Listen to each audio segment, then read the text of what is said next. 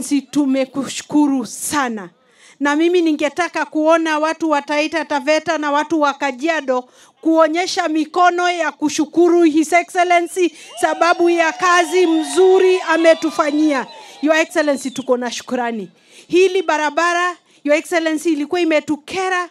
Watu wa Rombo, Ilasit na Njukini na Taita Taveta wamelia kwa muda.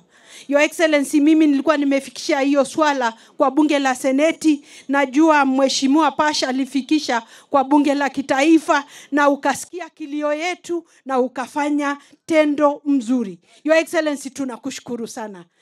Ya pili, Your Excellency, mimi nataka kuambia wananchi, you are on top of things. Your Excellency, mimi nilipoingia ile tent ya viongozi kukueleza maneno kidogo kidogo ya wananchi, kabla niseme barabara ya Isara Mashuru wewe mwenyewe ukaitamka. So hata kabla sisi tuseme, wananchi mimi nataka kuambia His Excellency anajua mahali mko na hitaji. Your Excellency, tunakushukuru.